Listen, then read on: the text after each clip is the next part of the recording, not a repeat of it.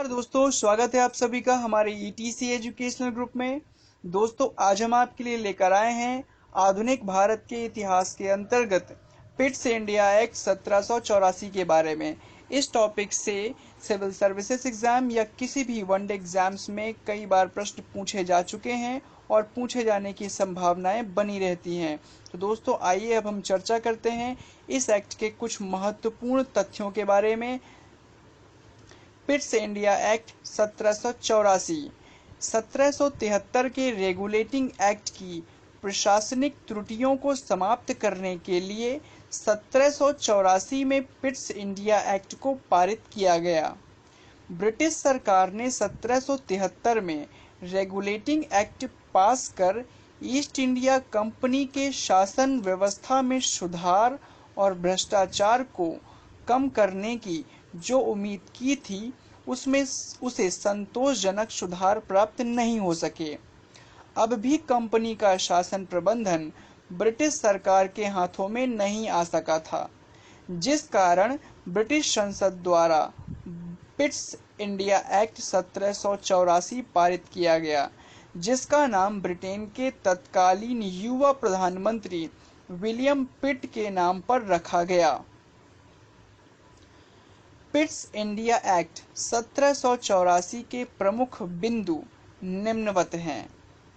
पहला, 1773 में आए रेगुलेटिंग एक्ट के दोषों को इस एक्ट के द्वारा दूर किया गया। अगला, इसे ब्रिटेन के तत्कालीन प्रधानमंत्री पिट द यंगर ने 1784 में संसद में प्रस्तावित किया था। अगला, कंपनी अधिकृत प्रदेश को पहली बार ब्रिटिश अधिकृत प्रदेश कहा गया। अगला, इस एक्ट से कंपनी के राजनीतिक और आर्थिक कार्यों को अलग अलग कर दिया गया।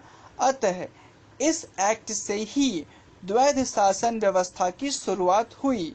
अगला, व्यापारिक मामलों का संचालन बोर्ड ऑफ डायरेक्टर्स के हाथों में ही रहने दिया गया। अगला, इस एक्ट से राजनीतिक मामलों के लिए एक नए निकाय नियंत्रण बोर्ड का गठन कर दिया गया। अगला, 6 कमिश्नरों के नियंत्रण बोर्ड की स्थापना की गई, जिसे भारत में अंग्रेजी अधिकृत क्षेत्र पर पूरा अधिकार दिया गया। अगला, इसे बोर्ड ऑफ कंट्रोल कहा जाता था। इसके सदस्यों की नियुक्ति ब्रिटेन के सम्राट द्वारा की गई।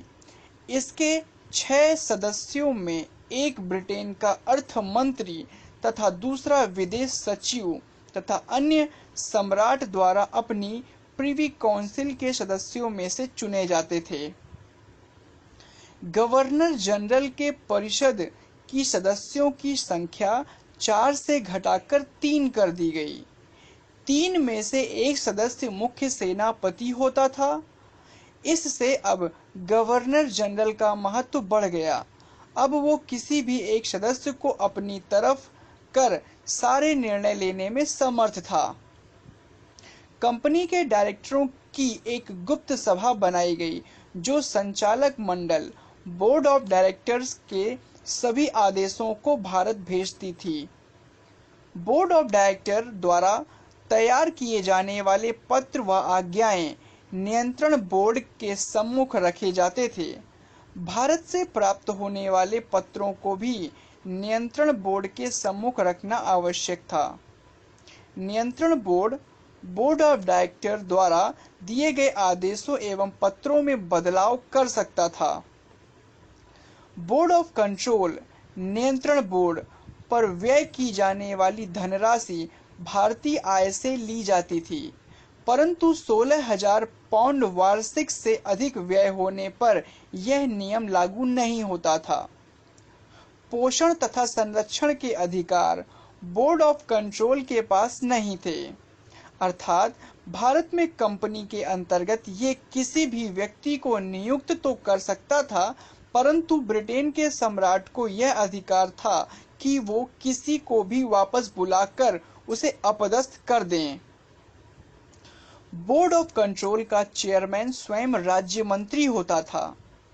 बोर्ड ऑफ डायरेक्टर को यह अधिकार मिल गया कि वह सम्राट की स्वीकृति से गवर्नर जनरल तथा उसकी परिषद की नियुक्ति कर सके।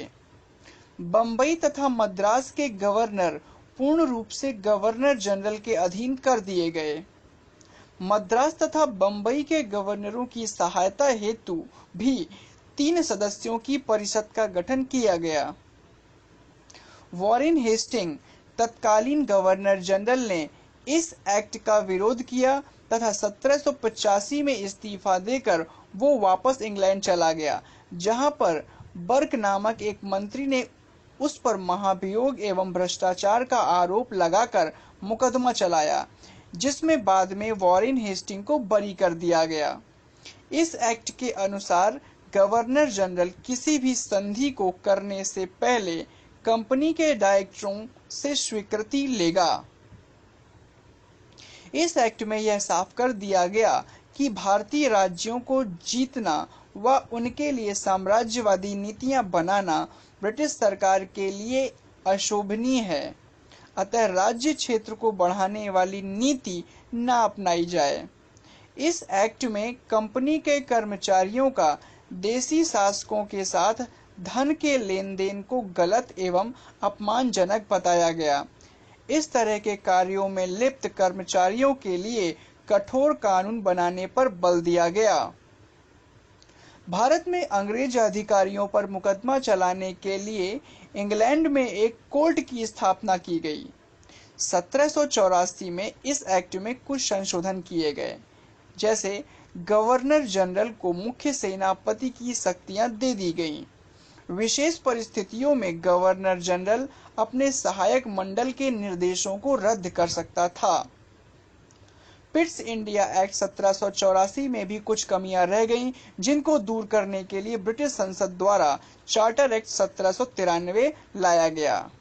दोस्तों, अगर आपको हमारा ये वीडियो पसंद आया है तो हमारे इस वीडियो को प्लीज़ लाइक और शेयर करिए, और अगर अभी तक आपने हमारे चैनल को सब्सक्राइब नहीं किया है तो सब्सक्राइब करिए। फिर मिलते हैं, धन्यवाद।